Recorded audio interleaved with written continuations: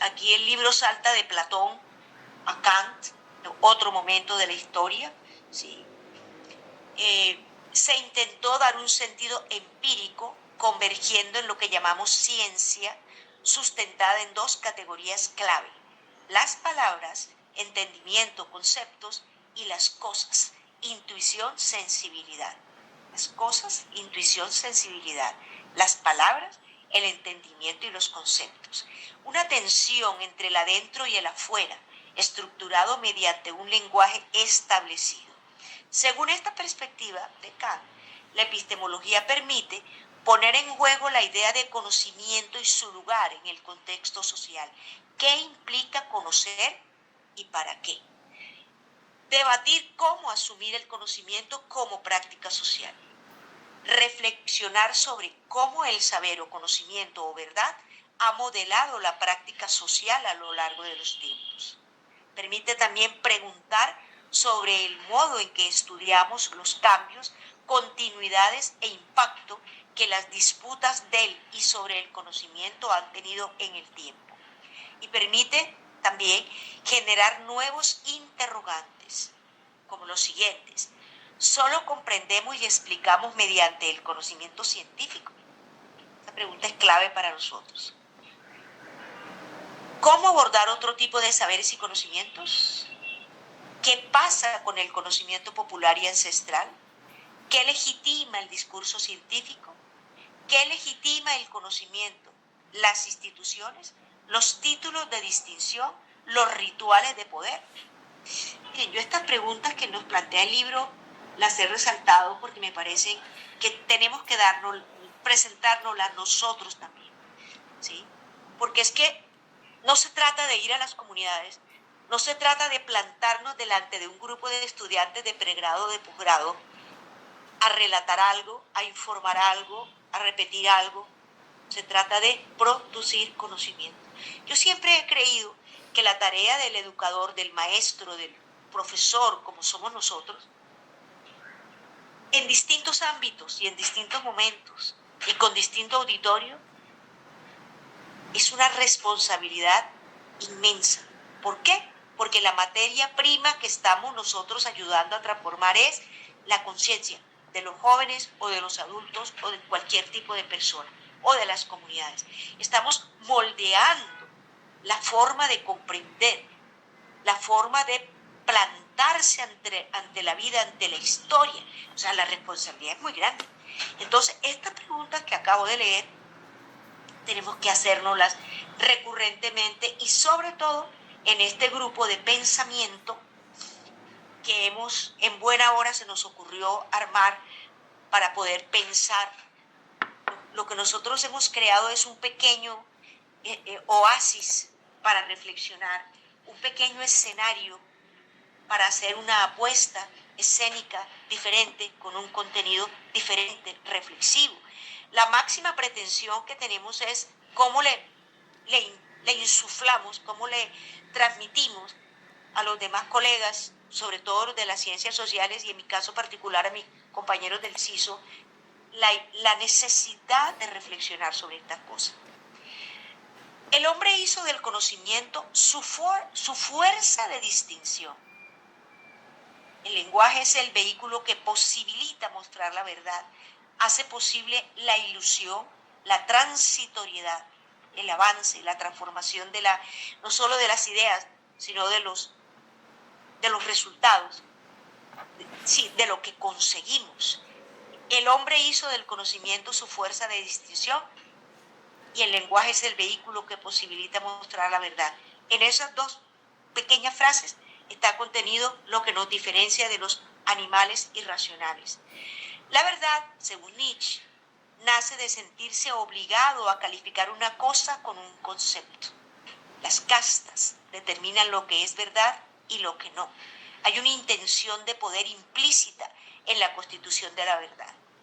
Por supuesto que no estamos en una charla sobre Nietzsche, pero seguro que sobre Nietzsche habría muchísimo más que decir, y sobre Platón y sobre Kant. El autor los menciona y apunta su discurso crítico con estos autores, ¿sí?, que dieron su gran aporte en su momento histórico determinado. Y sigue con Foucault, quien dice que la verdad es un elemento fundamental para el ejercicio del poder, y el poder es una fuerza que circula, produce cosas, es una red productiva que atraviesa todo el cuerpo social, es la economía política de la verdad. ¿Sí? El poder es una fuerza que circula, produce cosas, es una red productiva que atraviesa todo el cuerpo social. Es la economía política de la verdad, la cual se centra en un discurso científico, está sometida a la incitación de la economía y la política, cuenta con una inmensa difusión y consumo, es producida y controlada por grandes aparatos políticos y económicos y es el núcleo de debates políticos e ideológicos. Leyendo esto para ustedes y para nuestro auditorio en general, cuando publiquemos el podcast, pensaba en lo que sucede en el Congreso de Colombia hoy respecto de las reformas. Ahí está pintado todo, ¿verdad? Hay unas intencionalidades generadas desde distintas miradas del poder. Hay distintas verdades, hay distintas explicaciones, hay distintas narraciones mediáticas respecto de la misma realidad. Ahí yo no voy a dar más ejemplos porque ahí están todos, los tenemos nosotros aquí a la mano. Sobre la relación verdad-poder se levantó el discurso de la modernidad y se modelaron los diversos mecanismos de dominación que se establecieron en el mundo occidental, discursos del saber constituidos en sutiles mecanismos de control, legitimados por prejuicios que simulan bienestar y progreso. Sobre estos temas, Michel Foucault es profundo, amplio, completo. ¿Sí? Estaba pensando en este momento en Vigilar y Castigar, por ejemplo, que es, hay que volver de alguna forma a Foucault en algún momento para reforzar el sentido crítico que estamos construyendo aquí en este grupo. Comenzando el siglo XX, Wilhelm Dilthey presenta su Introducción a las Ciencias del Espíritu, una reflexión profunda e innovadora sobre el estatuto científico de las humanidades.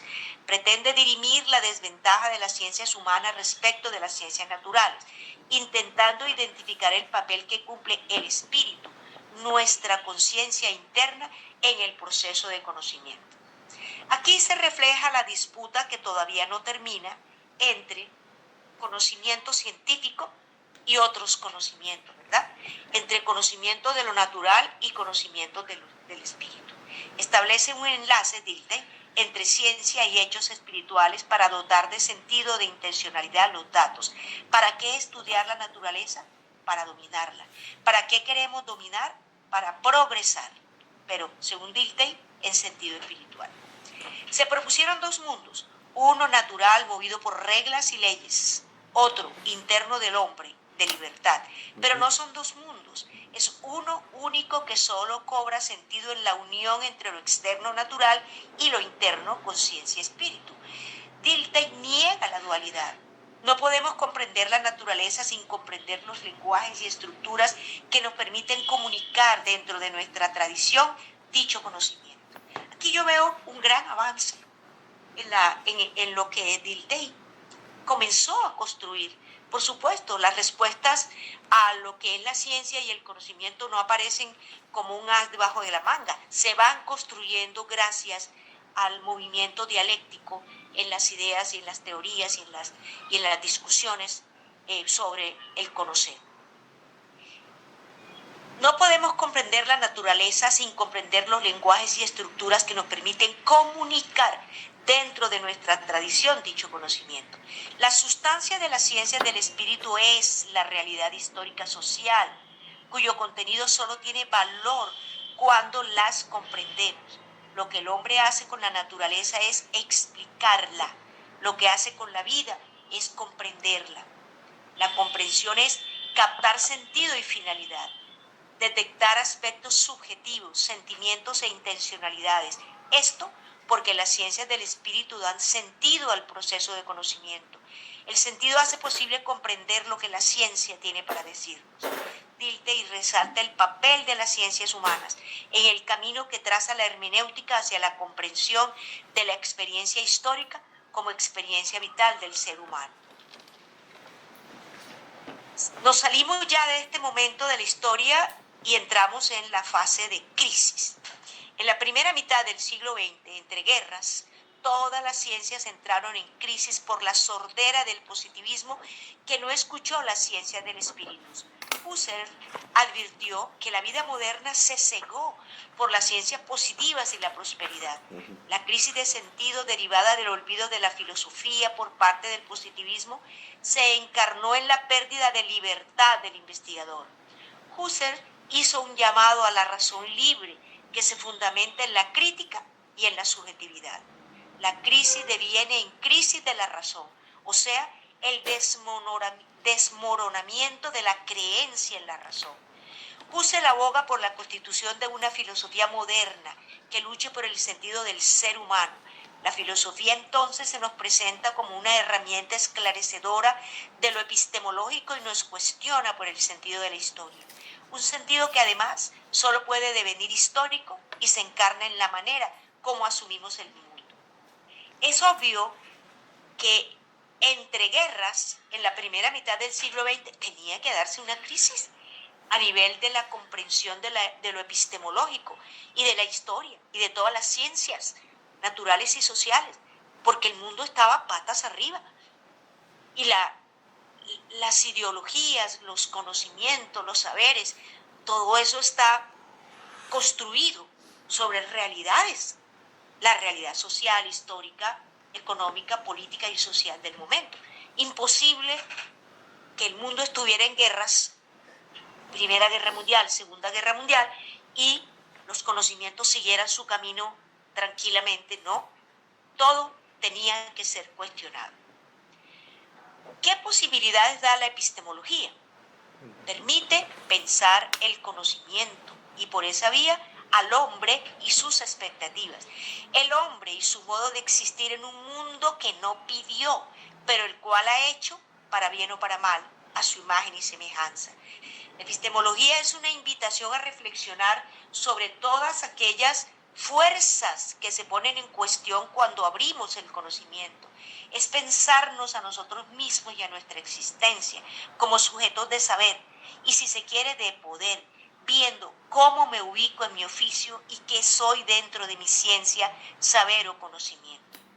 Aquí, en este pequeño párrafo que acabo de leer, hay una herramienta de transformación y cambio que yo creo que Orlando Falborda sí la entendió en su momento, cuando hablaba de que la IAP lo que busca es devolverle la voz al pueblo y que el conocimiento producido por la misma comunidad le sirviera de herramienta, no quiero decir arma, prefiero decir herramienta de transformación y cambio, pero también es un arma de transformación y cambio. Ya pasada la primera mitad del siglo XX, se presenta la crisis y una revolución en las ciencias. En los años 70 del siglo XX, recuerden que después de las dos guerras mundiales de la primera mitad del siglo XX, el mundo entró en unas complejidades y en una acción crítica supremamente importante.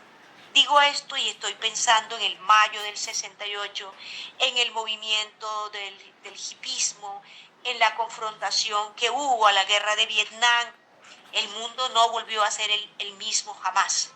Entonces, en los años 70 del siglo XX se produjo un profundo cisma en las ciencias, la técnica y la tecnología, con la crítica a un tipo de racionalidad instrumentalizada que desposee a los hombres. Crítica que inició en los 40 con la Escuela de Frankfurt y la teoría crítica.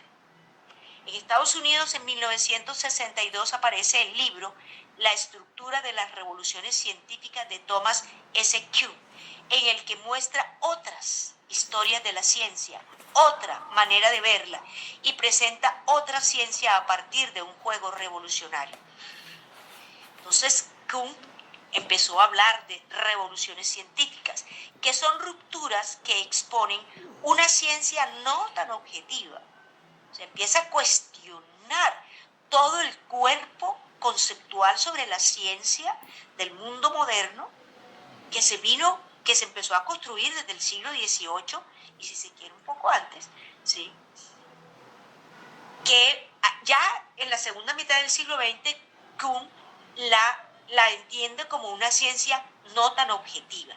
Este elemento de subjetividad, o sea, que la ciencia no es solo objetiva, empírica, positivista, este elemento de subjetividad muestra una ciencia que en coyunturas particulares se abre a nuevas prácticas que la reconfiguran. La ciencia genera nuevos conocimientos, no por una acumulación ideal de saberes técnicos y científicos, sino porque sus estructuras, las de las ciencias, obedecen a una serie de revoluciones, saltos y, si se quiere,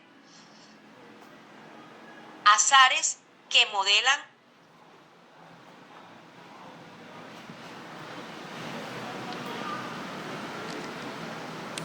emergencia del paradigma ciencia normal, ¿sí? Propone como evolución histórica ciencia normal, crisis, emergencia de un nuevo paradigma, y este nuevo paradigma se convierte en la ciencia normal. Pero como conocemos lo que dice la dialéctica, pues sabemos que de esa ciencia normal tendrá que emerger otra crisis y nuevos paradigmas, y así sucesivamente. Esta apuesta de la ruptura es una ruptura frente a la historia lineal y tranquila de la ciencia, y abre la posibilidad para que epistemológicamente la ciencia no recorra los caminos de una verdad única. Rompe con la idea de objetividad científica y muestra las relaciones específicas como fueron planteadas en su momento por Nietzsche y por Foucault.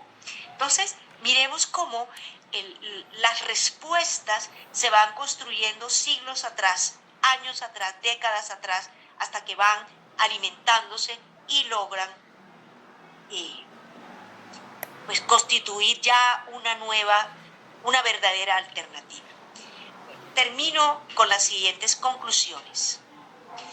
Ya lo mencioné, el autor nos habla, dice él, desde una mirada eurocéntrica, lo cual le da una perspectiva sesgada, pero él mismo dice que para criticarla hay que conocerla, por eso la expone. Lo novedoso es pensar la epistemología a partir de la relación con el poder. Implica reflexionar sobre sus crisis, las crisis del poder, y ver que las crisis de sentido social trastornan las estructuras epistemológicas de los saberes. Son combates por el saber y por la verdad que ponen en juego múltiples cosmovisiones. El conocimiento no es estático ni perpetuo. Se fuga por los caminos del devenir. La crisis de la ciencia, según Husserl, tiene que ver con el ser humano y con la razón histórica. El sentido está dado por la razón, y sus molestias con el positivismo pasan por la separación que éste hace entre la razón y lo existente. Lo que se presenta es una crisis del sentido que guía a la ciencia. Pensar los intercambios epistemológicos, las luchas entre los saberes, cómo deviene el saber, cómo se constituye una ciencia, cuáles son sus juegos de interés, cómo se relacionan entre sí. Reconocer la manera como las ciencias se constituyen en el marco de las relaciones sociales de producción permeadas por lo político y económico. Las ciencias no son un paraíso acumulativo de conocimientos marcado por la razón utilitarista y el progreso. Las ciencias están jalonadas por conflictos, crisis, azares, fuerzas, por su cansancio propio. Los paradigmas preñados de incompletud dejan al descubierto la fragilidad de las ciencias, específicamente en su supuesta objetividad. Una epistemología que piensa la verdad más allá de los límites de la concepción moderna de ciencia y verdad, y se concentra en el lugar de las prácticas y en sus posibilidades en el campo de la praxis. Mi reflexión personal: ¿cómo estamos pensando y viviendo la epistemología en nuestra región de cara a los retos que la vida social, política, cultural, mediática, ambiental y económica del mundo nos está imponiendo? ¿Cuál es nuestra respuesta? Con eso termino, estimados compañeros. Me deja profundamente tocada este libro, ya se los había dicho otras veces, porque me pone a pensar, estamos a puertas, ¿sí?, de una posible tercera guerra mundial. El mundo está en manos de personas que tienen el poder de generar una hecatombe absoluta, ¿sí? Los vemos, ahí están, ¿sí? Vivimos una realidad en nuestro país, ya no nos transportemos a las realidades de otros países. Pensemos en Colombia. Estamos enfrentando una posibilidad de transformación y cambio con todos los obstáculos que podamos imaginarnos para que esto no sea posible.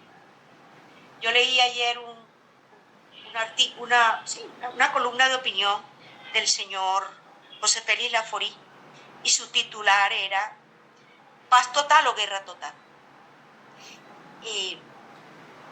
La comprensión de los hechos de nuestra vida inmediata, de nuestra vida personal inclusive, tienen que ser transversalizados por la comprensión que tengamos nosotros de la realidad en la que estamos inscritos, porque esto define cómo vamos a abordar la producción de conocimiento de la mano de la praxis social. Bueno, muchas gracias por escucharme.